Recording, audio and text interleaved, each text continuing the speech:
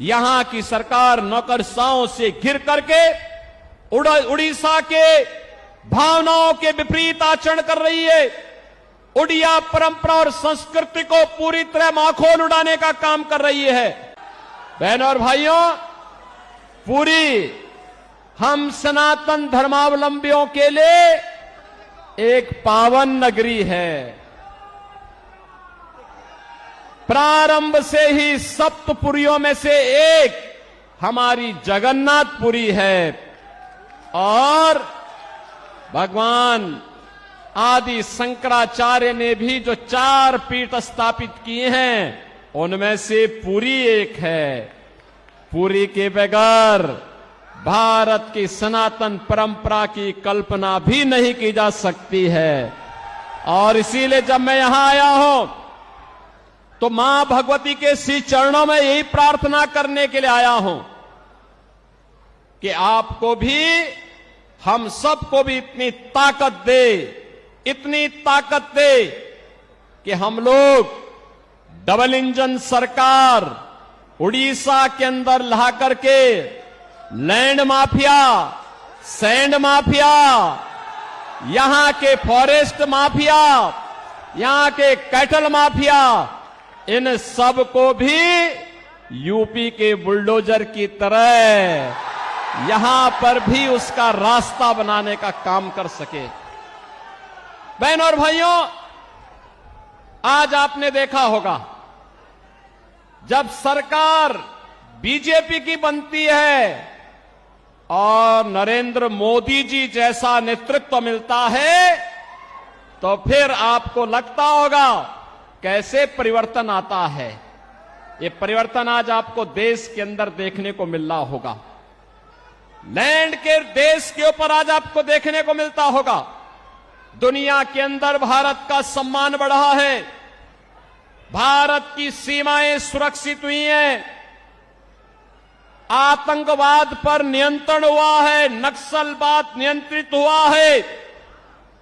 अब तो कहीं पे पटाखा भी फट जाए ना तो पाकिस्तान पहले सफाई देता है, कहता है कि साहब मैंने नहीं किया है, क्योंकि इसे मालूम है ये नया भारत है, मोदी का भारत है। ये छेड़ता नहीं, लेकिन कोई छेड़ता है तो उसको छोड़ता भी नहीं है और इसीलिए पाकिस्तान सफाई देने की मुद्रा में आता है। बहनों और भाइयों, मोदी जी के नेतृत्व में डेवलपमेंट के जो कार्य भारत के अंदर हुए हैं, आज आप देख रहे होंगे हाईवे, रेलवे, हाईवे में 4 लेन, 6 लेन, 12 लेन हाईवे बन रहे हैं। तेजी के साथ नया इंफ्रास्ट्रक्चर खड़ा हो रहा है। रेल मीटर गेज से अब ब्रॉड गेज में, अब मीटर गेज की ट्रेन नहीं, अब बुलेट स्पीड से चलने वाली वर्ल्ड क्लास ट्रेन की सुविधा मोदी जी पूरे देश के अंदर, कहीं वंदे भारत के रूप में, कहीं अमृत भारत के रूप में, कहीं नमो भारत के रूप में देने का कार्य कर रहे हैं। IIT, IIM, triple IT, NIT, AIIMS, world class university और बहनों और भाइयों, हर घर नल की योजना के माध्यम से शुद्ध पेयजल की आपूर्ति पूरे देश के अंदर उपलब्ध करवाने की बड़ी कार्य योजना को भी मोदी जी ने लागू किया है। गरीब कल्याणकारी योजनाओं को लेकर के जब डबल इंजन की सरकार होती है तो कितना लाभ मिलता है। आज इसका लाभ उत्तर प्रदेश जैसे राज्य लेते हैं।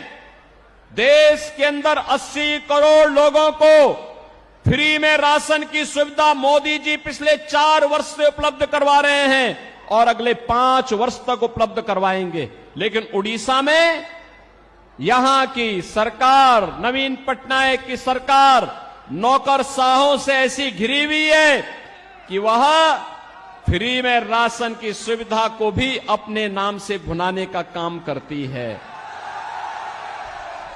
मोदी जी पूरे देश के अंदर 60 करोड़ लोगों को 60 करोड़ लोगों को पूरे देश के अंदर आयुष्मान भारत में 5 लाख रुपए की उपचार की सुविधा प्रतिवर्ष उपलब्ध करवा रहे हैं। लेकिन यहां पर नवीन पटनायक जी की सरकार यहां पर आयुष्मान भारत लागू नहीं होने देना चाहती है। बहनों और भाइयों, आप देख सकते हैं किसानों को किसान सम्मान निधि, हर घर में शौचालय का निर्माण, घर घर में उज्ज्वला योजना के कनेक्शन और 4 करोड़ गरीबों के सिर को ढकने के लिए पीएम आवास की सुविधा देश के अंदर बिना भेदभाव के मिली है।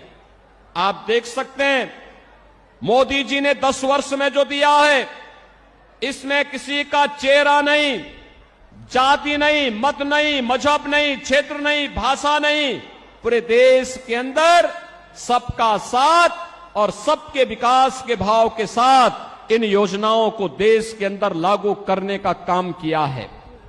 लेकिन आज भी कुछ लोग ऐसे हैं देश के अंदर, बहनों और भाइयों, जो रहते भारत के अंदर हैं, खाते भारत के अंदर हैं, लेकिन गाते पाकिस्तान का है। उनके द्वारा जाने अनजाने में ऐसी बातें कही जाती है, पाकिस्तान का राग अलापा जाता है। पाकिस्तान के बारे में, भारत के दुश्मनों के बारे में उनका महिमा मंडन के द्वारा किया जाता है। और मैं तो कहता हूं, जो पाकिस्तान का राग अलापते हैं, भारत के दुश्मनों का महिमा मंडन करते हैं, मैं उनसे कहता हूं वे काई भारत के अंदर बोझा बने हुए हो, जाओ ना वहीं चले जाओ। अरे भारत तो 80 करोड़ लोगों को फ्री में राशन दे रहा है और पाकिस्तान में 23 करोड़ की कुल आबादी वह भी भूख से तड़प रही है। 1 किलो आटा के लिए, 1 किलो गेहूं के लिए आज वे तड़पते हुए दिखाई देते हैं। जितनी पाकिस्तान की आबादी है, उससे बड़ी आबादी को मोदी जी ने 10 वर्ष में गरीबी रेखा से ऊपर उठा करके एक खुशहाल जीवन की ओर अग्रसर किया है।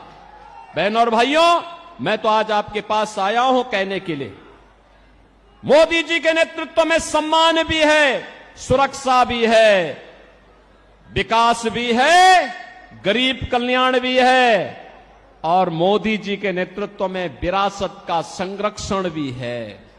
आप सोचो, अयोध्या में राम मंदिर का निर्माण कोई सोचता था? 500 वर्षों का इंतजार समाप्त हुआ और आज आप अयोध्या में जाएंगे, बहनों और भाइयों, हमारी पुरी तो यहां पर भगवान जगन्नाथ पुरी तो पहले से पुरी है। और यहां पर क्या हुआ, नवीन पटनायक सरकार के संरक्षण में भगवान जगन्नाथ पुरी के मुख्य खजाने की चाबी ही यहां गुम हो गई है। भगवान के खजाने में भी डकैती डाल दे रहे हैं। यानी केवल लैंड माफिया और सैंड माफिया ही नहीं है, अब भगवान के खजाने में भी ये लोग सेंध लगा रहे हैं। और आप आइए थोड़ा अयोध्यापुरी में आप आएंगे, आपको प्रभु राम के समय की अयोध्या, चमकती हुई अयोध्या दिखाई देगी, चमकती हुई अयोध्या दिखाई देगी। आज वहां गुलामी के सारे ढांचे हट गए हैं, अब कोई वहां पर गुलामी की बात नहीं कर सकता है। अब तो अयोध्या में जय श्री राम के ही नारे लगते हैं। क्या नारे लगते हैं? जय श्री राम का। बहनों और भाइयों, जय श्री राम का जो ये नारा है ना, आज ये पूरे देश के अंदर गूंज रहा है। मैं तो आपसे अपील करने के लिए आया हूं, देश के अंदर 5 चरणों के चुनाव संपन्न हो चुके हैं और छठे चरण में आपको भी 25 मई को चुनाव करना है। बहनों और भाइयों, मैं पूरे देश के अंदर अब तक 12 राज्यों का दौरा किया हूं और 12 राज्यों के दौरे के बाद मैं कह सकता हूं पूरे देश के अंदर एक ही नारा गूंज रहा है, एक ही स्वर से सारे लोग बोल रहे हैं, और वह बोलना है, वह है फिर एक बार मोदी सरकार, फिर एक बार, फिर एक बार, और अब की बार 400 पार, अब की बार 400 पार। तो 400 पार की जब बात होती है तो यहां पर बीजू जनता दल को तो चक्कर आने लगता है। 400 पार, 400 पार कैसे होगा? क्योंकि वह तो यहां की 21 सीटों पर ही चुनाव लड़ रहे हैं। कैसे होगा मुझे बताओ? क्या ये लोग सरकार बना पाएंगे क्या सेंटर में? कभी नहीं बना सकते। तो उनको जिता के करेंगे क्या? वे नहीं कर सकते। और जनता जनार्दन से जब हम पूछते हैं कि भाई 400 पार क्यों, तो कहते हैं, पूरे देश के अंदर एक ही नारा गूंजता है, वो कहते हैं, जो राम को लाए हैं, जो राम को लाए हैं हम उनको लाएंगे, जो राम को लाए हैं हम उनको लाएंगे। और पूरे देश के अंदर जश्न है। आज आपने अयोध्या में देखा होगा, 500 वर्षों के बाद, 5 सदी के बाद प्रभु राम ने अपना जन्मोत्सव भी अयोध्या में अपनी जन्मभूमि में मनाया है, और होली भी वहां पर खेली है। बहनों और भाइयों, एक नया भारत अपनी विरासत और विकास की यात्रा को लेकर के चल रहा है। दूसरी ओर आपके सामने मैं कहना चाहूंगा, चाहे वह बीजू जनता दल हो, ये तो नौकरशाहों से घिरी हुई सरकार है, और नौकरशाही जब किसी सरकार को घेरता है तो तानाशाही को जन्म देता है। जनता जनार्दन से उसका कोई वास्ता नहीं होता है। वहां पे भ्रष्टाचार पनपता है, गरीब के हक पर डकैती पड़ती है, वहां पे लैंड माफिया, सैंड माफिया और प्रशासनिक तंत्र पूरी तरह विफल हो चुका होता है। बहनों और भाइयों, किसी नौकरशाह को इतनी स्वतंत्रता और इतनी उसको अधिकार नहीं दे जा सकते, नहीं दे जाने चाहिए कि वो सत्ता का संचालन करने लग जाए। उसका काम सत्ता का संचालन करना नहीं है। सत्ता का संचालन संसदीय लोकतंत्र में जनता के द्वारा चुने गए जनप्रतिनिधियों के माध्यम से ही होना चाहिए। वही सही लोकतंत्र का प्रतीक है। और इसीलिए मैं आपके पास आया हूं आपसे कहने के लिए कि बहनों और भाइयों, एक और यहां की सरकार नौकरशाहों से घिर करके उड़ीसा के भावनाओं के विपरीत आचरण कर रही है। उड़िया परंपरा और संस्कृति को पूरी तरह माखोल उड़ाने का काम कर रही है। उड़िया परंपरा को पूरी तरह अपमानित करने का काम कर रही है। और दूसरी ओर देश के अंदर इंडी गठबंधन है, वे सब क्या करने जा रहे हैं? उनके द्वारा जिस प्रकार का कार्य किया जा रहा है, और मैं तो आज धन्यवाद देना चाहूंगा कोलकाता हाई कोर्ट को, जिसने टीएमसी की सरकार के द्वारा 2010 से लेकर के लगातार मुस्लिमों को ओबीसी की जातियों में जबरन शामिल करके उन्हें ओबीसी के आरक्षण में घुसपैठ करने का एक षड्यंत्र किया था।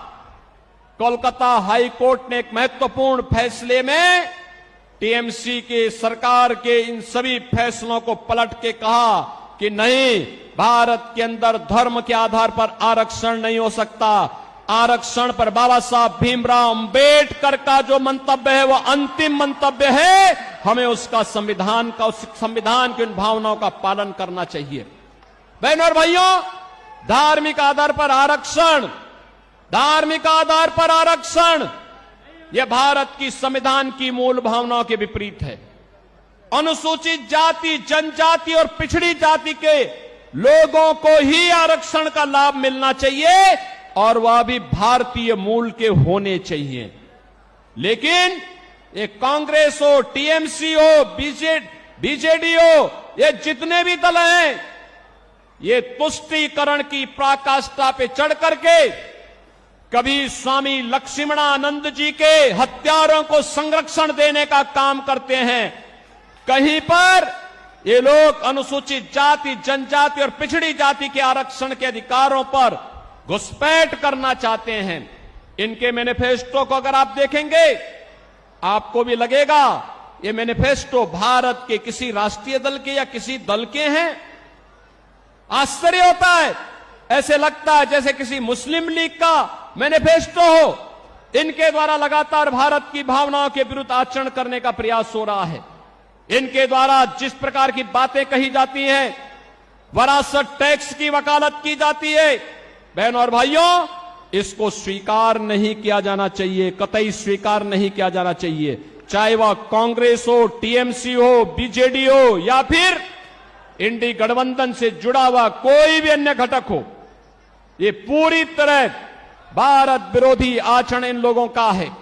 इनकी नीतियां आतंकवाद को, नक्सलवाद को बढ़ावा देने वाला है, मतांतरण को बढ़ावा देने वाला है, अराजकता को, भ्रष्टाचार को बढ़ावा देने वाला है, गरीब के हक पर डकैती डालने वाला है।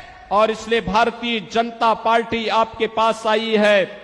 मोदी जी के नेतृत्व में पूरे देश के अंदर भारतीय जनता पार्टी के पक्ष में जो लहर है, अब वो सुनामी बन चुकी है। और आप देखना 4 जून को जब परिणाम आएंगे, तो 4 जून के परिणाम में अब की बार 400 पार का लक्ष्य पूरा होगा। मैं बहनों और भाइयों, आप सबसे अपील करूंगा, यहां पर संबित पात्रा हमारे लोकसभा के लिए भारतीय जनता पार्टी के कैंडिडेट के रूप में आपके बीच में हैं, और मैं तो आपसे अपील करूंगा, संबित पात्रा को यहां से मेंबर ऑफ पार्लियामेंट जिता करके भेजिए। आप देखना जगन्नाथपुरी की कायाकल्प ऐसे ही वे करेंगे जैसे अयोध्या का हुआ है और काशी का हुआ है। हम लोग सपोर्ट करेंगे, उनको पूरा समर्थन करेंगे। और मैं तो कहूंगा संबित पात्रा जी से भी कहूंगा और पृथ्वीराज हरिचंदन जी से भी कहूंगा कि चुनाव के बाद हमारे पुरी के इन बहनों और भाइयों को लेकर के एक बार अयोध्या धाम का भी दर्शन करने के लिए आए, अयोध्या का दर्शन करने के लिए आए। अयोध्या में हम स्वागत करेंगे, क्योंकि पुरी के लोग आएंगे तो हमारे लिए मेहमान होंगे, क्योंकि हमारे भगवान जगन्नाथपुरी से, मां भगवती के इस धाम से जब वहां पधारेंगे तो हमारे लिए तो अतिथि होंगे। और आप देखेंगे जब डबल इंजन की सरकार काम करती है तो विकास कैसे बुलेट ट्रेन की स्पीड से आगे बढ़ती है, इसका नजारा आपको यहां पर भी देखने को मिलेगा। और इसलिए मैं आप सबसे अपील करूंगा, भारतीय जनता पार्टी के हमारे सभी कैंडिडेट डॉक्टर संबित पात्रा को यहां पे पार्लियामेंट्री कॉन्स्टिट्यूंसी के लिए और श्री पृथ्वीराज हरिचंदन को यहां की असेंबली के कैंडिडेट के रूप में कमल चुनाव चिन्ह पर भारतीय जनता पार्टी के प्रत्याशियों को भारी बहुमत से विजयी बनाने की मैं आपसे अपील करता हूं।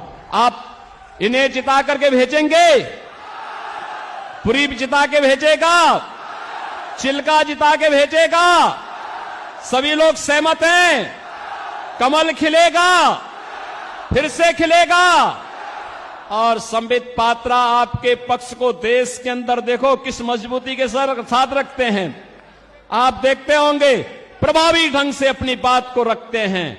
भारत की सनातन परंपरा के बारे में, भारत की सम्मान की बात को लेकर के, भारत की सुरक्षा के मुद्दे को लेकर के, भारत के विकास के मुद्दे को लेकर के, भारत के गरीब कल्याण के मुद्दे को लेकर के और उड़ीसा के सम्मान और स्वाभिमान के मुद्दे को लेकर के भी उतनी ही मजबूती के साथ वे अपनी बात को रखते हैं। और इसलिए मैं चाहूंगा इन दोनों को भारी बहुमत से विजयी बना करके आप पार्लियामेंट के लिए श्री संबित पात्रा को और असेंबली के लिए श्री पृथ्वीराज हरिचंदन को भारी बहुमत से विजयी बनाने की अपील आपसे करता हूं। सभी सहमत हैं? मेरे साथ बोलेंगे भारत माता की, भारत माता की, भारत माता की, भगवान जगन्नाथ की जय जगन्नाथ, जय जगन्नाथ, जय श्री राम, जय जय श्री राम।